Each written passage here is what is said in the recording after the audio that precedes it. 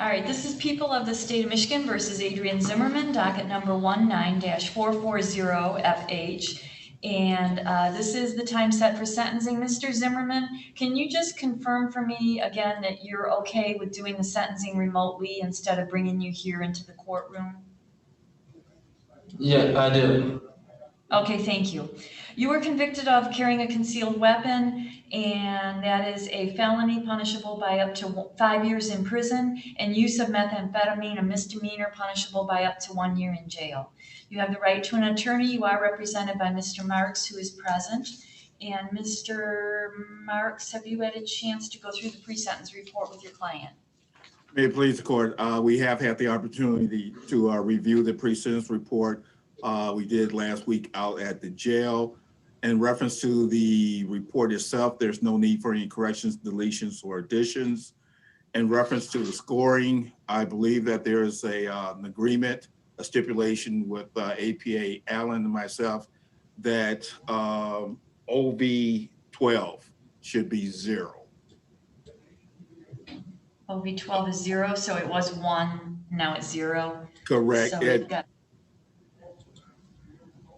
that doesn't change as far as any of the levels or anything of that nature, Judge. Okay, then I made that change. And did the people have any other corrections or objections to scoring? No, Your Honor. And did the people wish to be heard? Only, Your Honor, based on his failure to appear, I think he has lost the benefit of the Killebrew Agreement. I would support for that and the Holmes Youthful Trainee Act. I'm very hesitant because he was on bench warrant status before the plea and then after the plea, and I would like him to get the benefit of this. That's why we have the Holmes Youthful Trainee Act. He doesn't have a criminal history other than that, but I'm very concerned about his ability to be on probation and to comply with everything when he's shown a history of disappearing for long periods of time. So I hope that he can do it. Would leave it to the court in terms of a sentence based on that recognition. Thank you. All right, Mr. Marks, I'll hear from you. Thank you, Your Honor. Did have the opportunity as far as to speak with Mr. Zimmerman, and definitely understanding we discussed as far as his failure to appear and where he was as far as during that time period. In speaking with him about that, evidently he understood the need that he had to remove himself from the city of Lansing, or at least the area here, as far as becoming aware that it was a bad influence. What our discussion has been, and the court can inquire further if it wants with Mr. Zimmerman, is that he began living with relatives who own a dairy processing place further north of the Lansing area. And basically that's where he was, working and simply, as he puts it, not using and staying out of trouble. He understands that he needs to continue as far as in the direction that he's going in right now. The conversation that he and I had is that he hasn't used in over 9 to 12 months, the entire time to which he was living with relatives and working. He understands that the addictiveness of meth and the fact that he always has to be on guard in reference to wherever he is. But the fact that he made the decision to stay clear of old friends, to stay clear of the Lansing area, and simply he's been told that he can move back in with his relatives and continue to work as far as with their business at this point of time in his life. So I would ask the court to give my client the opportunity again, as far as to prove to the court that he can do everything to which he is instructed to do as far as by the court on probation. Thank you, Your Honor. And is the location where he would be living, is that outside Ingham County? Or Yes, I in believe it's Gratiot County. The conversation Gratiot? we had, we believe it's going to be Gratiot County, Your Honor. Okay, thank you. Mr. Zimmerman, is there anything you would like to say? I just I wish I hope I get another chance to prove to you guys. I just had to resolve myself around people I didn't want to be around no more. I started already to get my GED in here. I want to finish it out in the world so I can actually get hired in because it's a business with my family that owns it. So I just kind of work when I can, whenever they need help, just to keep my mind at pace and busy. And yeah, I really just want to have a second chance so I can really complete HIDA because that's the best option that I could get. Okay, well, Mr. Zimmerman, you're right. That is the best option you could get. And I share the prosecutor's concern over the fact that you were on absconder status for a year.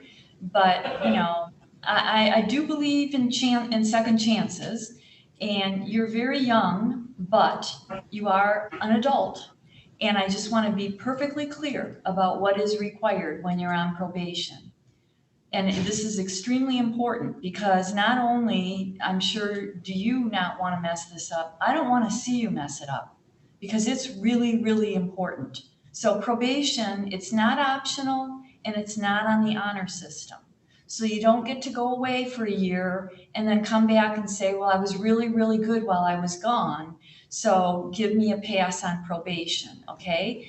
You also don't get to decide what you're going to do and not do on probation. You're different than everybody else when you're on probation. You have obligations, court-ordered obligations that you must fulfill. I'm going to give you the YTA status because, again, I want to see you do it. And I'm rooting for you, but I just want to be really clear that I'm only going to root for you as long as you're trying and you're doing what you're supposed to do. And if this goes bad again, you know, you'll lose the status. So, you know, it's extremely important to your future. Having this conviction, you know, it can change a lot of things for your future, where you can live, where you can work, a lot of things. So you want to get the YTA status under your belt. You want to get it done successfully because then you won't have to deal with this as a conviction. That's how important it is. It affects the rest of your life. So I hope that you will seriously consider what I have said as far as the requirements of probation go. It's not a close enough, like, oh, I did most of the things, but I didn't do all of them. It's a 100%. And if I didn't think you were capable of doing it, I wouldn't require you to do it because I'm not going to set anybody up to fail. But you can do this. But it's going to take some buckling down and taking it seriously. So, you know, well, enough said. I'm going to grant your petition for treatment under the Homes Youthful Trainee Act and place you on probation for a period of 18 months, 117 days in jail with credit for 117 days served. You have to pay $130 to the Crime Victims Fund, $118 in state costs. I'm waiving oversight fees. I'm assessing a much reduced amount in costs of $250, again, much reduced based on the State Court Administrative Office calculated average cost of a criminal case in Ingham County. Additionally, you may not use or possess alcoholic beverages. You may not use or possess controlled substances or drug paraphernalia. You may not use marijuana recreationally or use it in violation if you have or you get a card in violation of the Michigan Medical Marijuana Act. You must complete a substance abuse assessment if your agent sees that that is necessary, and you must complete any outpatient or residential treatment you are recommended for. You must complete an adult education or GED program as directed by your agent. You must complete the MRT program. You must waive confidentiality and allow any treatment program you're in to disclose information about you to your agent. You must not engage in any assaultive, abusive, threatening, or intimidating behavior. You may not have any contact with anyone you know to have a felony record. You may not possess a weapon while you're on probation. You must comply with the written and verbal orders of your agent. Let the agent into your home at any time. Submit to a search of your person or property without need of a warrant, and report any changes to your agent within 24 hours. You must be in your approved residence between the hours of midnight and 6 a.m. unless your agent gives you permission otherwise. Mr. Zimmerman, a couple of issues here. One is if you're intending to live with your parents or parent, I'm not sure which one it was, in Gratiot County, then you've got to first get approval to transfer your probation supervision to Gratiot County. Now, they didn't put that in the report because I don't think they anticipated that. So you should, the next matter is you should, assuming there's no holds or anything on you, get out of jail today or tomorrow. Because I gave you credit for all the time that you've already served. Your first mission, as soon as you get out of jail, is to contact the Ingham County Adult Probation Department at 483-6100. 483-6100, because we need to figure out where it is you're going to live that's approved by them. So you check in with them, you tell them the situation, and you do whatever it is they say that you have to do.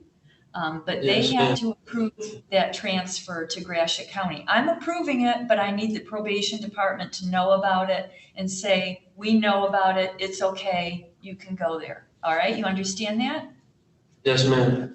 So do not delay in contacting them. Remember, this is a 100% proposition here, probation is. It's not close enough, it's not almost made it, it's 100%. So it's on you to contact them as soon as you get released from the jail. And Mr. Zimmerman, you have the right to file an application for leave to appeal your conviction and your sentence in this matter. You're entitled to an attorney at public expense to assist you in doing that.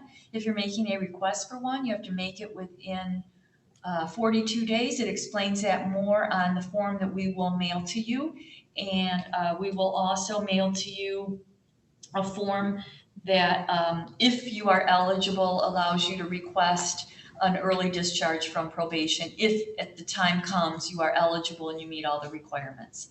Do you have any questions before we go?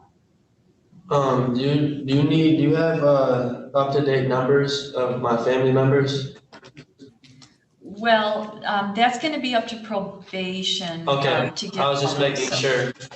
Yeah, no, I'm good, but everything will be through the probation department. So if anything changes, you always have to make sure they know. If your supervision does get transferred to Gratiot, like I'm approving, then it will be the Gratiot County Probation Department that will be supervising you, but you stay in touch with them all the time. If anything changes, you let them know. Any other questions? No, ma'am. Okay, good luck. And you can tell them at the jail that you're all set. Thank you. You're welcome.